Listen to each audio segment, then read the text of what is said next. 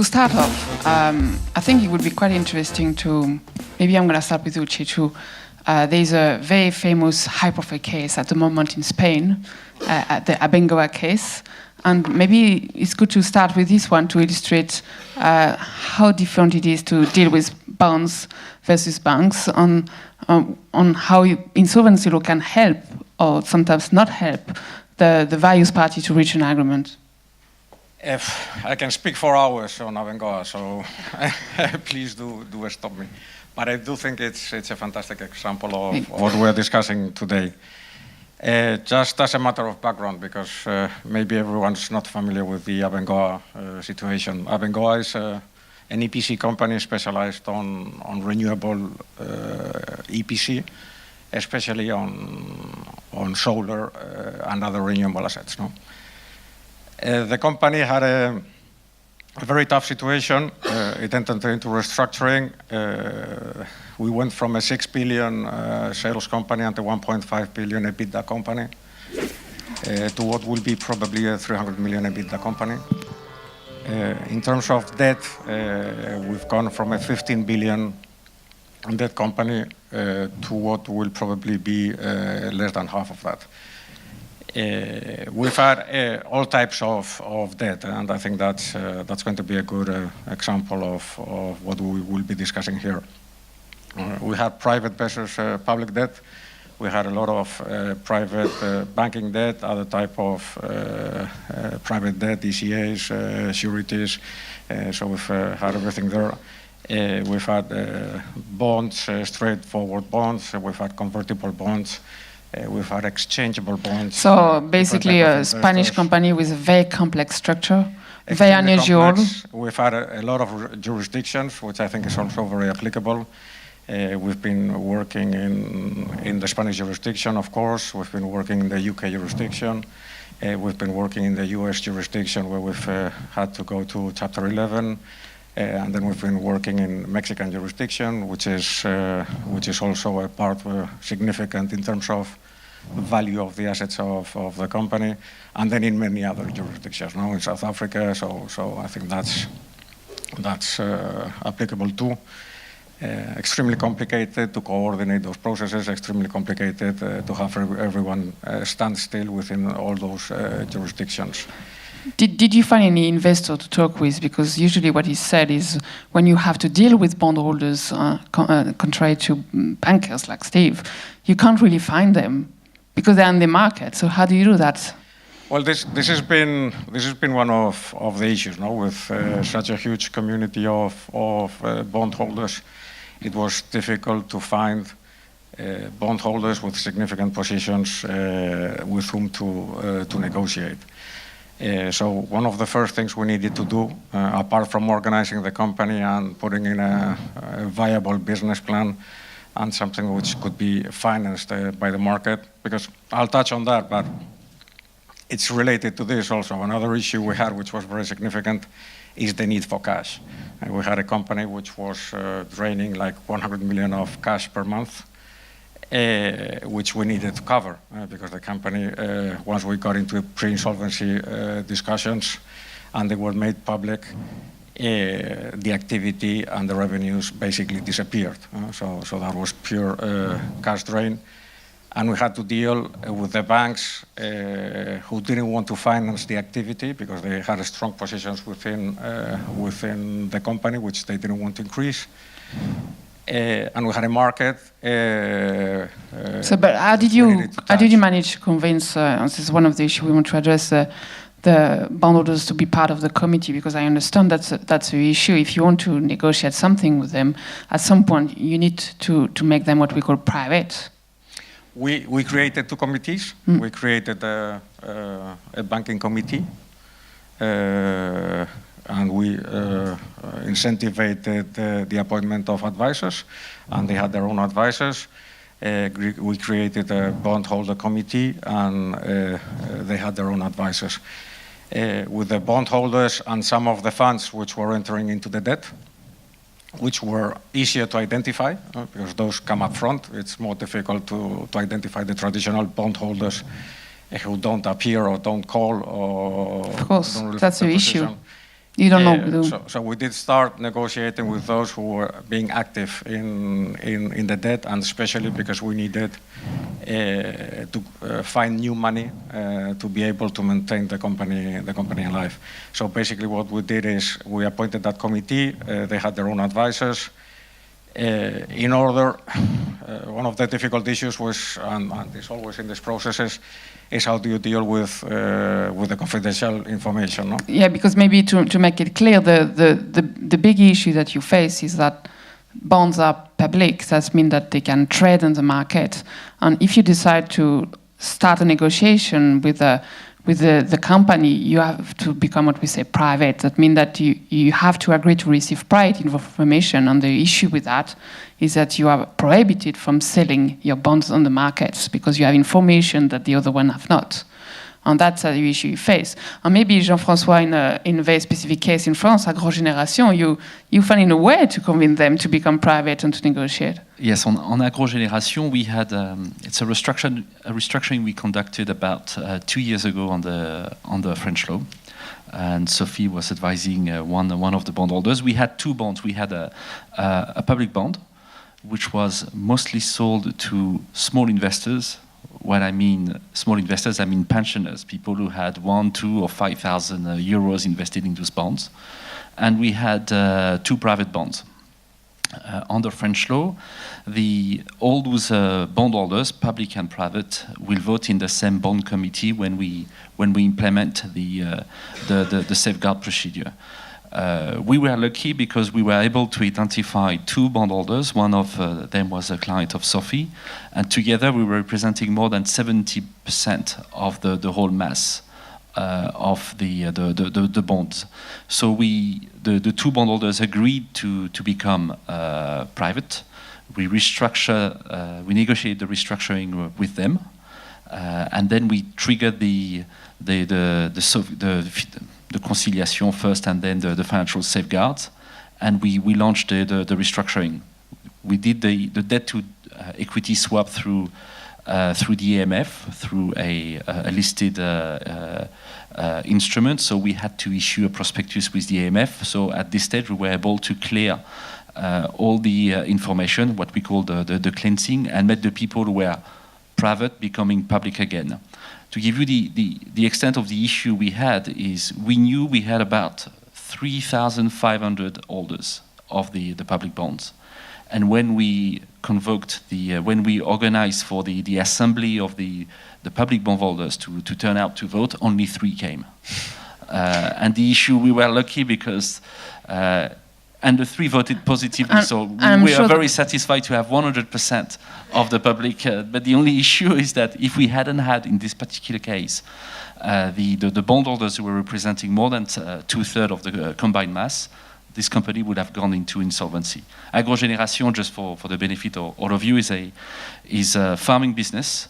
The company is located in France, but all their assets are in Ukraine. And at that time, we had tanks not far off the fields, and we had to restructure the business very quickly. So we could not afford to waste 2, 3, or 6 months looking for the individual bondholders. We had to go very fast through an in-court procedure. How we managed this, Sophie, because we were not fortunate enough to have so concentrated the bonds. So how we managed this is basically we negotiated a deal with the bondholders' advisors. So there was a delegation from the committee of the bondholders in order not to become private to the advisor into that deal. So when the deal was negotiated, they came into this side of the wall. We discussed the deal with them. They did some due diligence.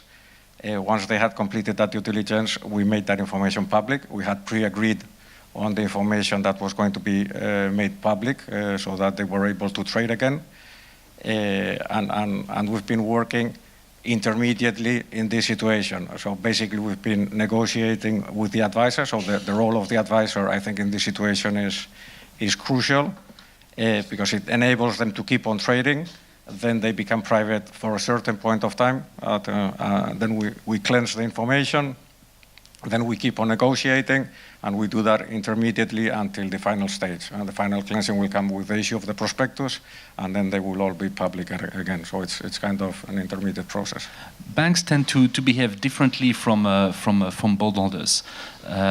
Technically, your banks, most of the time, they have the information on how the company trades because they manage the account of the company. So they will tend to, the par lenders will tend to exit the credit if they don't want to stay before the crisis happen.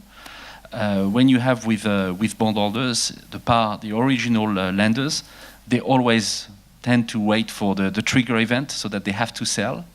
And the problem is when they want to sell, they don't want the information because they don't want to become restricted. But the company in the meantime has no counterparty to negotiate with, which makes always the process a bit tricky.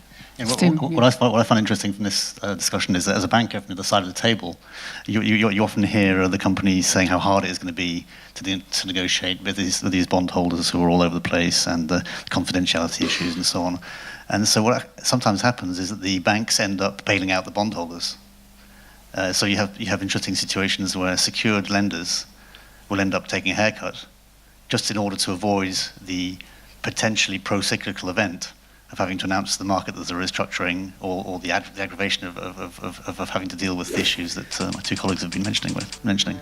And there's quite a few interesting examples of that. I mean, in Spain we had the FCC, which was a 400 million subordinated bond, convertible bond, which ended up being repaid at par, where the banks who were senior secured and had to accepted a haircut in the restructuring. But Steve, do they agree? So if everybody understands that you have bank who are senior creatures, whereas the bonds are usually more junior to the banks, although sometimes they are pari passu. And from what I understand from you, that sometimes the banks decide to take the haircut, even though they're not forced, legally speaking. Yeah, that's right. I think what Jean-François just said is absolutely right. I mean, banks probably, I would suggest, have on average a higher proportion of dysfunctional decision makers, or rather they have a higher percentage of propensity to be subjected to cognitive bias of one type or another, which means that they will accept an outcome which is perhaps not rational from a pure financial point of view, whereas perhaps on average the bondholders will be more purely focused on the numbers. I don't know. It's funny that you said that banks are not rational, as you're working in a bank. Yeah, well, that's right. I'm going to get fired, aren't I? But so if we relate this topic with insolvency law, can you all of us tell us a bit? What do you think about to which extent insolvency law can facilitate or make things harder when it comes to restrict bonds? And we know that in various jurisdictions you have different thresholds.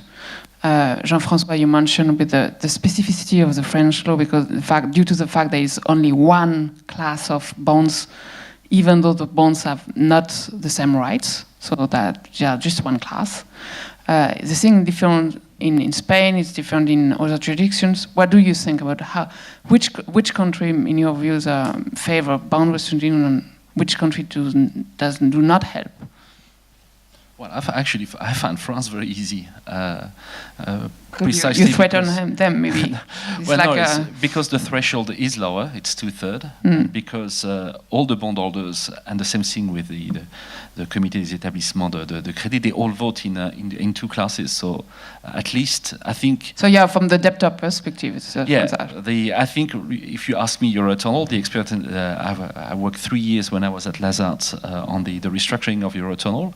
I don't see how we would have restructured Eurotunnel under English law, because of we had two currency, we had 7 different levels. We had bonds, we had 7 level of or 3 level of subordination, 7 bond instruments, and the fact that we were able to make them vote all together, it turns out that the largest tranche, the one who were closer to the money, were able to basically cramp down the others. That's how we managed to get the deal done, because I don't think we would have done the deal in the UK if we had followed the UK route. And the bondholders, who are some of them, of course, criticize the fact that the company at the time decided to use the safeguard procedure. But if you challenge them a bit, they were not displeased with. They were relatively pleased with the outcome. I don't know, Steve, Chichu, what do you think? Steve, I think you. Well, I think I think that it's interesting 'cause you get some rather strange results in all different countries, right? I mean, what Jean-François has just stressed is the fact that in France you have different voting groups, regardless of where the value, your class of creditor, but more on the legal form of your instrument. So you have a separate class for bonds holders than for lenders, even though you may be pari passu in the capital structure, which has advantages in that particular case. But there are other examples where that has led to a holdout position, precisely for the reasons we've just been talking about. I think there's a better case. When structuring a deal, because the bondholders vote in the same class as the banks, you're not sure about whether you're going to get the requisite threshold, and therefore have to accept value leakage to perhaps some holdout players. So yes, I think the sort of guard system is an improvement perhaps in some respects, but it doesn't go far enough in terms of respecting the value chain. What I think is important is clarity. And I think in the Spanish market, with the reforms, we have gained a lot of clarity. One of the great criticisms we were receiving from the international investors was when you invest in Spain, you never know what's going to happen in an insolvency process because the judge will take whatever decision he wants. I think we've gained a lot in clarity, and when there's clarity, when people invest, they know what the alternative is. And I think it's important to make a decision knowing what your alternative to an agreement is.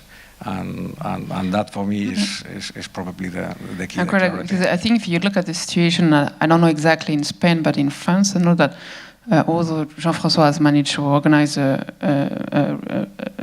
offering, an exchange offering with bonds, it's very difficult as far as I remember, there's, for instance, I've never seen in France an offering for debt for equity for bonds, in the sense that we have seen offering exchange where basically you exchange bond for other bonds, or otherwise you can amend the bond nature directly to postpone the maturity.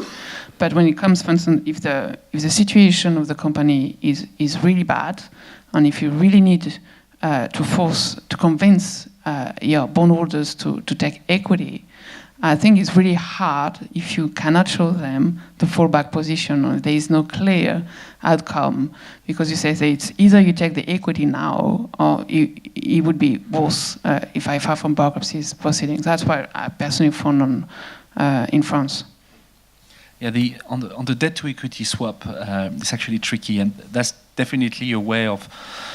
There's definitely room for improvement on the French law. If you want to convert a claim into equity, technically your claim has to be due. So, for example, on agrogénération, or that was the case on Technicolor a couple of years ago. We've decided on Technicolor to back a capital increase through a compensation créance, through the fact that we were compensating the bond claim into equity. That's when, just to make it clear, that's when you organize a capital increase, and instead of injecting cash, you convert the debt into equity, correct? That's right. It's different from the exchange offer that you would find where you could offer bonds offer equity in yeah, that's right. Technically, you cannot offer equity because the debt is not due. In the US, you'll be able to do it. You'll be able to do an exchange offer on the voluntary basis. At the moment, in France, you'll be forced to do it on a voluntary basis. In the US, you can do it if I'm understanding well, you can do a debt to equity swap without being forced to open an insolvency procedure. The problem we have in France is that most of the documentation use the LMA as the standard. The first thing the LMA says is insolvency procedure, mandat ad hoc, conciliation, or insolvency procedure. So when you have complex company which have issued a bond instrument in various jurisdictions, including the US or in France, if you are to make the capital increase, if you trigger the insolvency procedure in France, you just want to make sure that it doesn't trigger an insolvency procedure in the US on the other jurisdiction. And that's always tricky. And I think the French if there's a reform to be done in France, is having the capabilities of converting an instrument into equity without being forced to use an insolvency procedure to do it. I think it's part of the feature of the insolvency law to make sure that you can do that out of courts too. The one thing I wanted to, what we have said so far is basically one is it's really hard to negotiate with bondholders because some of the time you don't know who are there.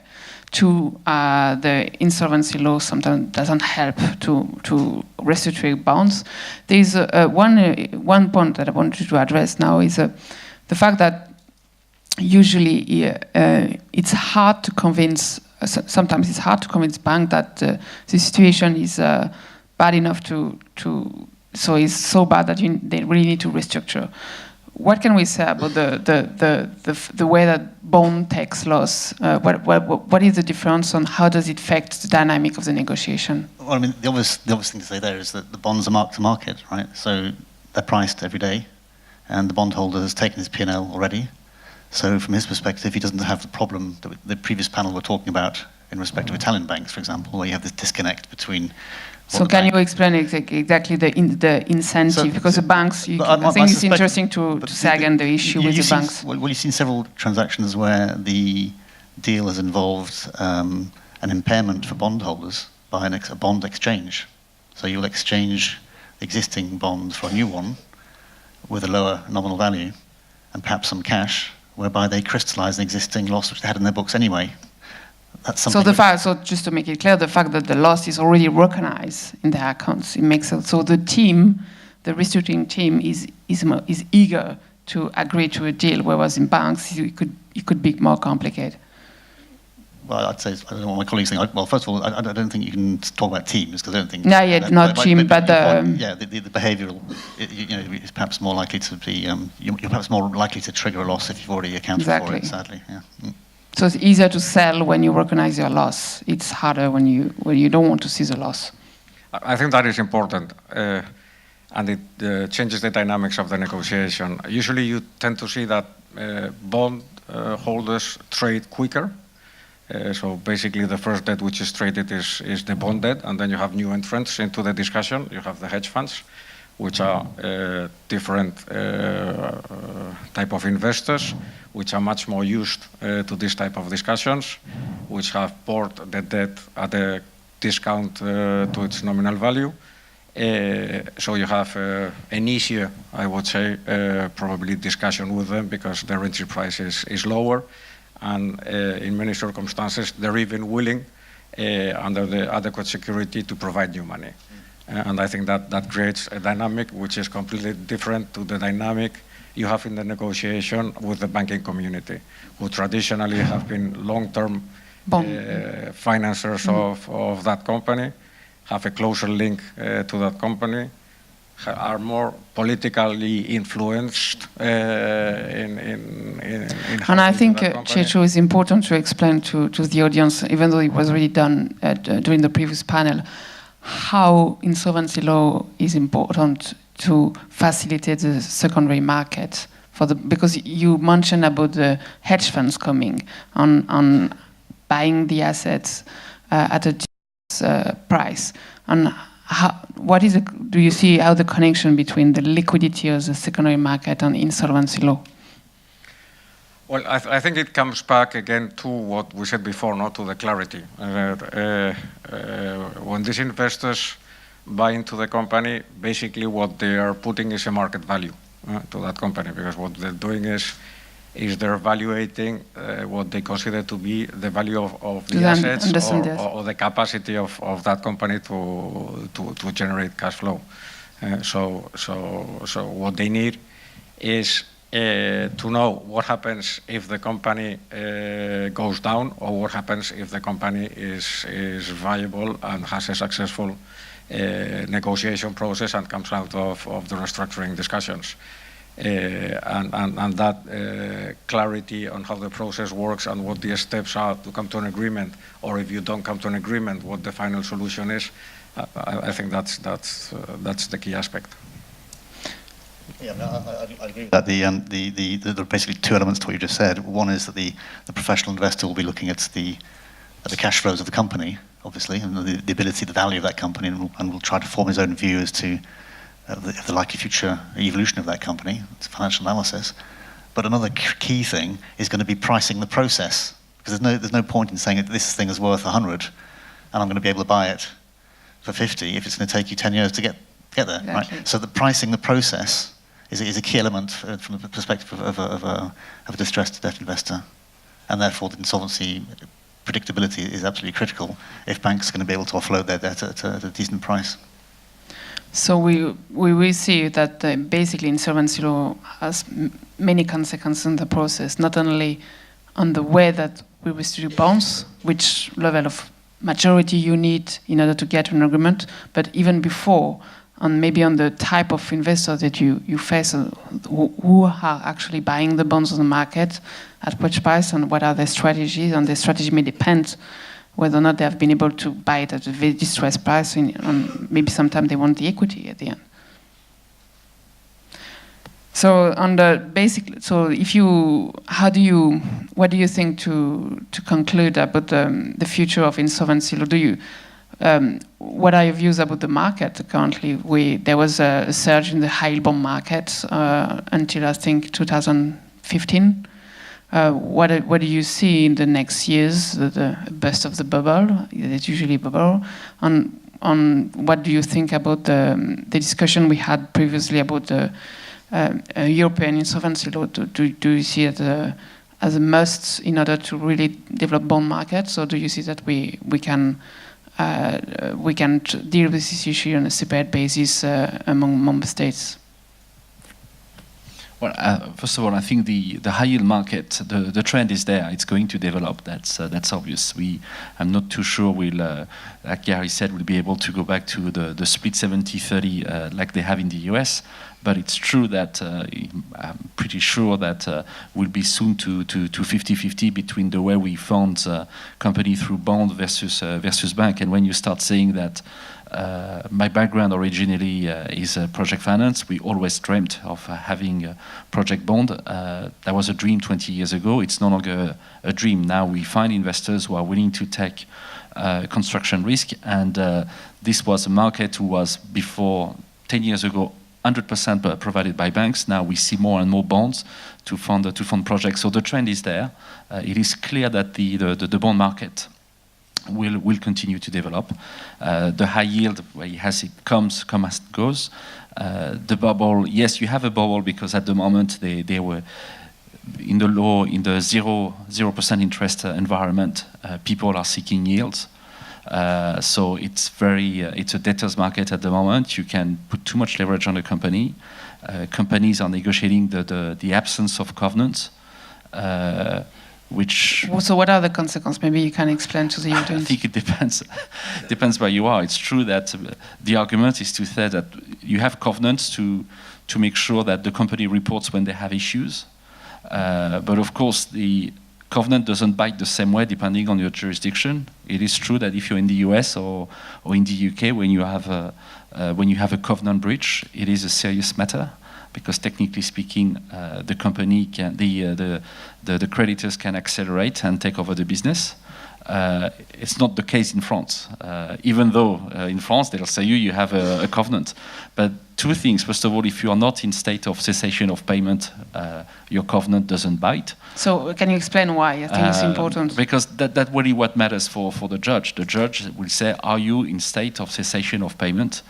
Do you have a payment default? And payment default doesn't mean that you haven't paid. They want to make sure that the company doesn't have the cash.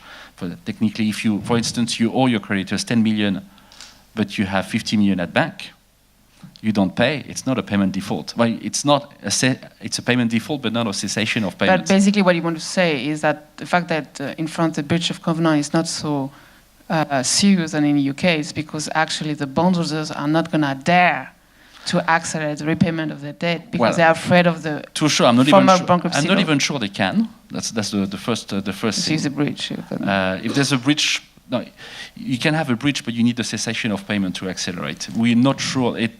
There is some lack of clarity in the That's law, not- but I think they could close. And what they fear is the way the restructuring are conducted in France, where normally when a borrower is in covenant breach, you will ask the company and the shareholders, what are you going to do to remediate that breach? Whereas in France, they say, okay, you're in breach, the company is in trouble, how much debt are you going to write off?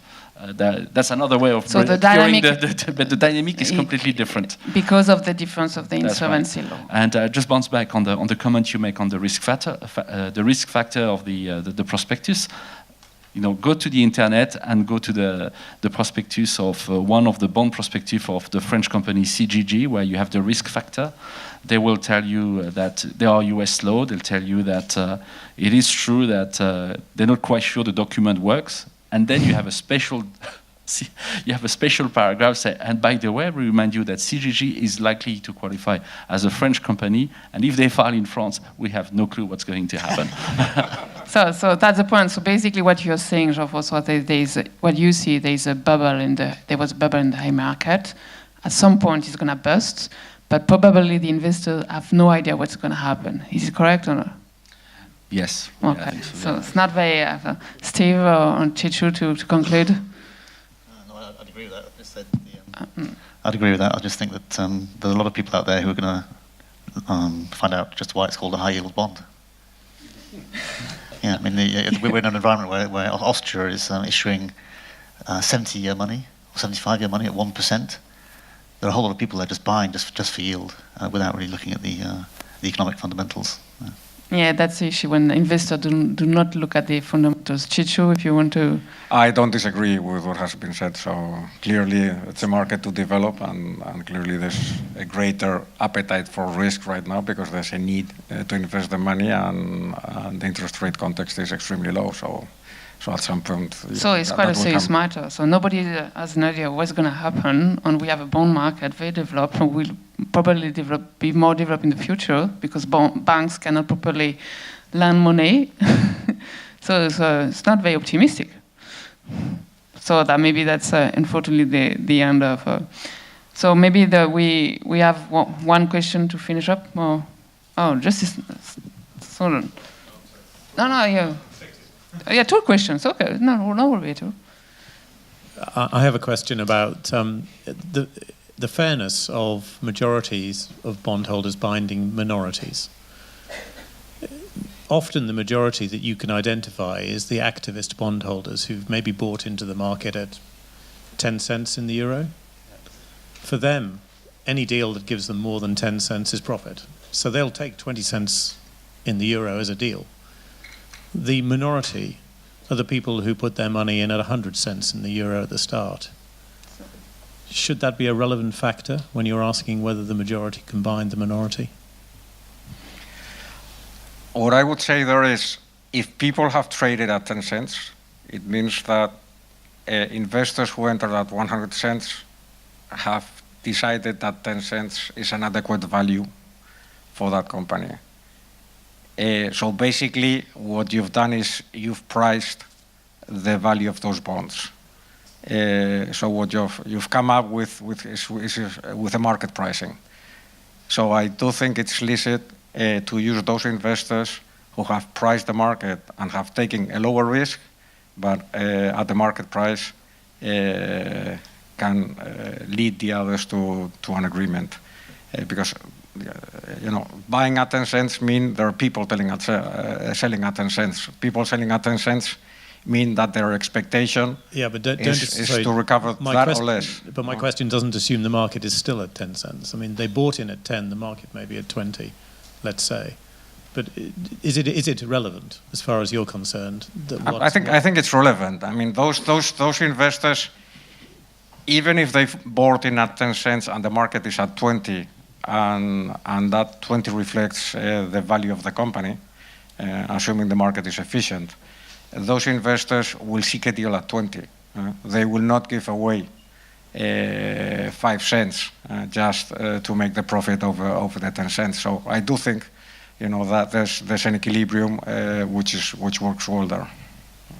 So what you implied, Justice Snowden, is that it should have a kind of best criteria test, fairness test, which would not allow the majority of the bondholders to crown them the minority in this kind of circumstance? Well, it's a question to which I actually don't know the answer, but it's a question which is raised in some of the restructurings, which is the divergence between the activists that you identify who you can deal with, who are eager for a deal, if you can give them a return, and the other bondholders who you can't identify, who may be long-term investors. They may even be institutional investors, and that's a dynamic which is coming up more and more often. I think what you're saying is it shouldn't matter.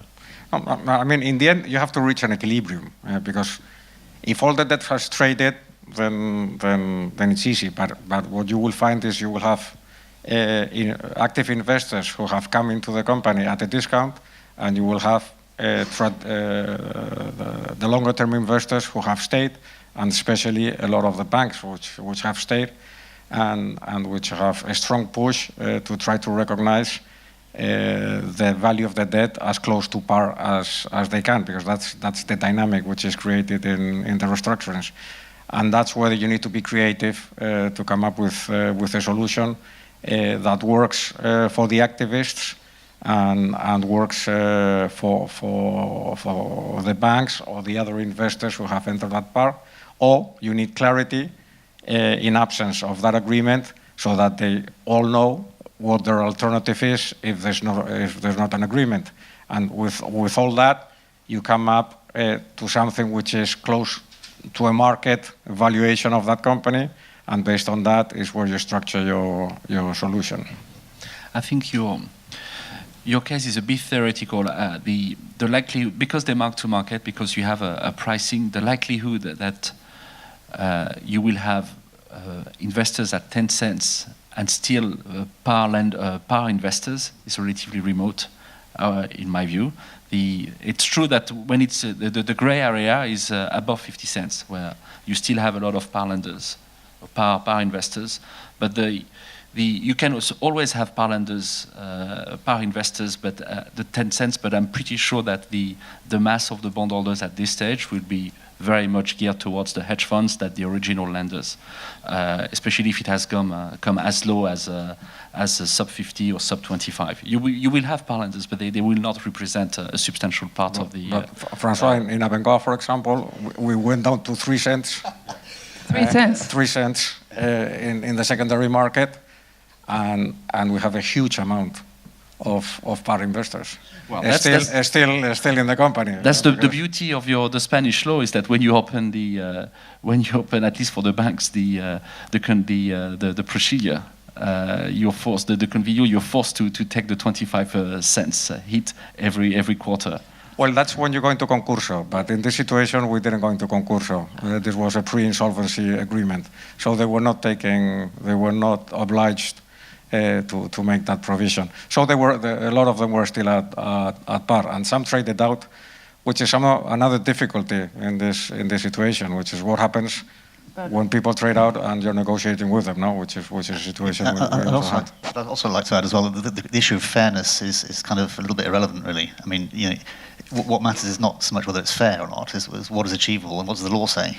Right? I mean, if when I buy this debt, there's a risk that somebody who I don't know is going to tell me that it's not fair, that the rights attached to that bit of paper should change just purely because of the price I bought it at. And it's A, going to make me not want to buy it, and B, it's going to decrease the price at which I buy it at. So it's kind of like a circular argument. If your objective in an insolvency regime is to encourage the liquidity of the market generally, to encourage the competition for new money, which has just been described, is one of the side effects of having professional people around the table, then you don't want to be introducing the notion that somehow it's unfair to take away for those rights to be exercised. Just, I think the question raised by Justice Nolan is very valid in the present context, because under French law, even if you are out of court, with a 2/3 majority, you can cram them to some extent, the minority creditors. You can't force them to take equity, but you can force postponement of the maturity. Whereas in the US, until I think still is the case for listed bonds, you need unanimous consent. So for exchange debt, you need to basically get 95% of the consent in order to make this happen.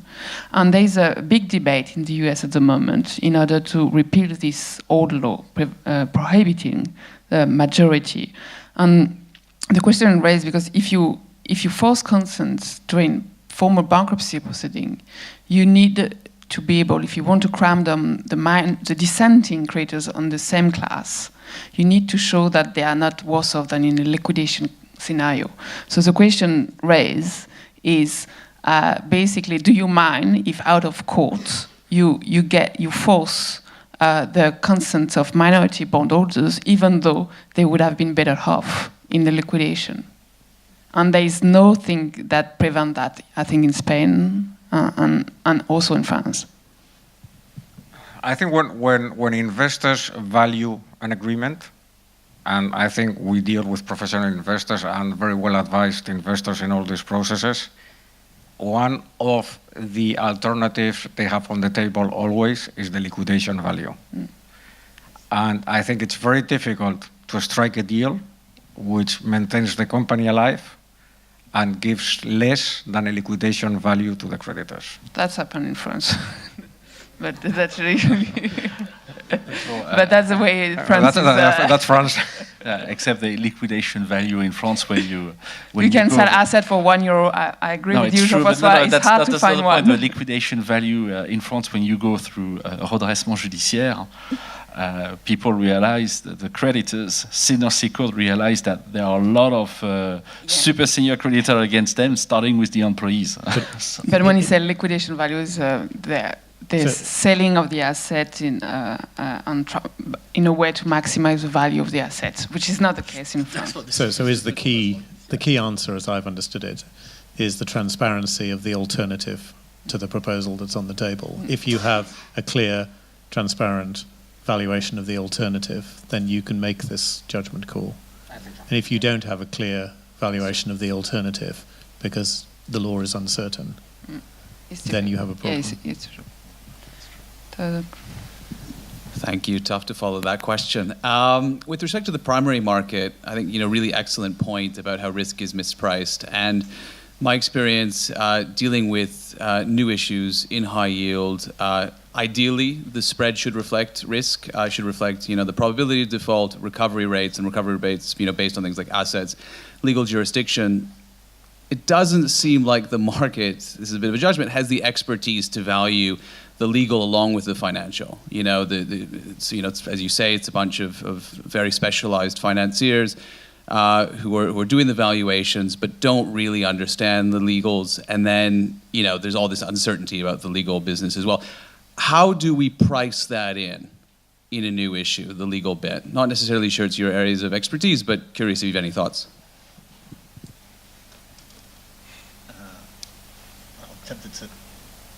I'm tempted to say that given the amount of financial repression going on by the central banks, it doesn't really make much difference if we reform the insolvency law, because interest rates are always going to go down anyway.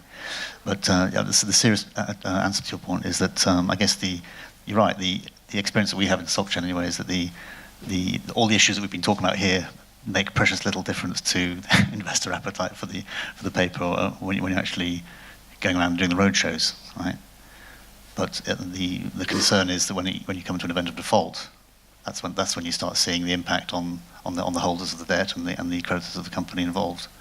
And so the issue is perhaps more to make in fact from my perspective, the issue is more to ensure that the problem, when it occurs, and there will always be problems, is handled swiftly and easily, rather than painfully and over a long time as it is at the moment. Okay. So do you mind? So we have one question over there.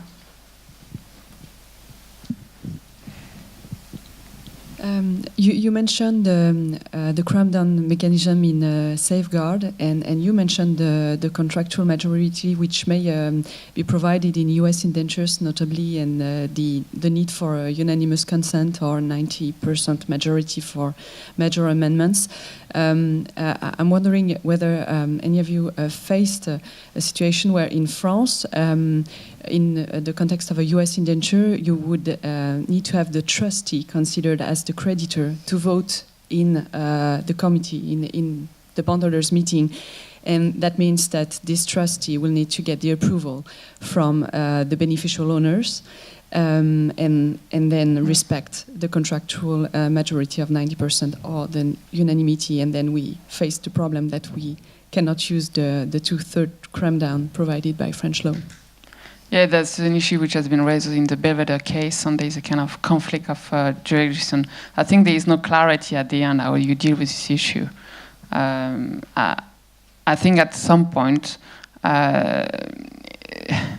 yeah, there is no definitive answer. Some things that at the end of the day you have to apply the rules of the individual on the unanimous consent, or the 95% would apply.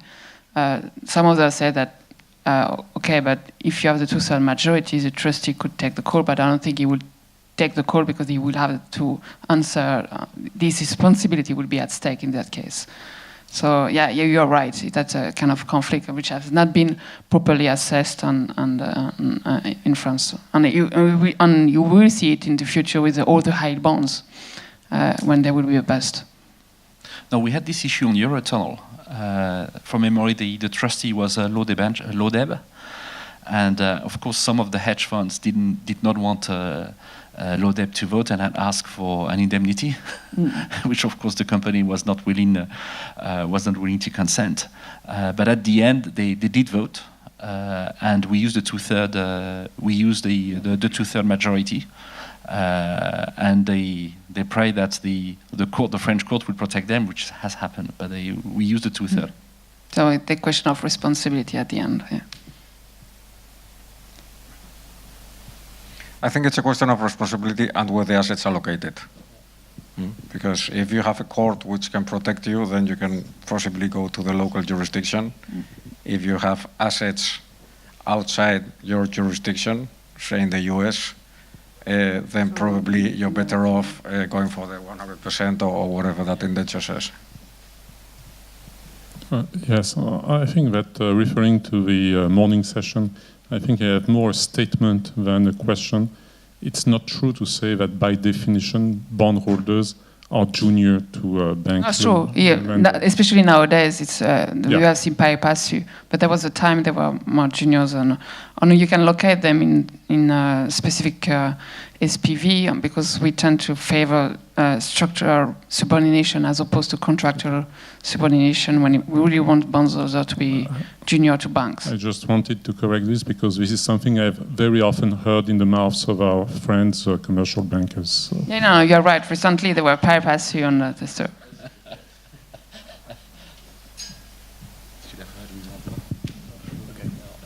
There was just one point to answer the question that came from the lady about bondholder voting. In the UK on schemes, we adopt a slightly different approach because we want to enfranchise the beneficial owners of bonds.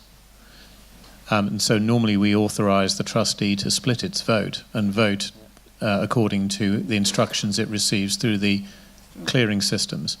But of course, it's important to understand that in the UK, the 75% by value and 50% by number majority is not of the entire universe. It's only of those people who actually attend and vote at the meeting. Yeah.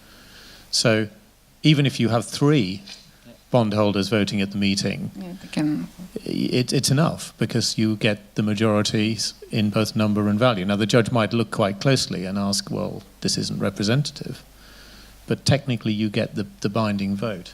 So that's one way of curing the problem. It's interesting, I didn't know that, yeah. On Eurotunnel, because we made so many interpretations of the law on Eurotunnel that the legislator felt compelled to rewrite the law after the Eurotunnel case. Yeah, I was advising one of your bondholders in Eurotunnel.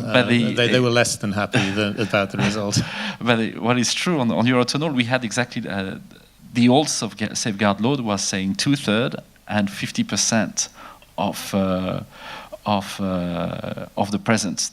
So 50% of the lenders. So of course, what certain hedge funds did, they split their participation in 25 or 50 or 100 vehicles. Of course, voting no. and trying that this would work. Of course, the judge took the view that it has to be per institution and not per funds. So that's why. And after that, when they rewrite the law, they actually remove the fact that you need to get 50% of by number of institutions present. But we had exactly the same issue on the lending side with people who sub-participate. So you had the banks, the Société Générale had sub-participation and had loan. And how could they vote? How could they split their vote? It's not possible.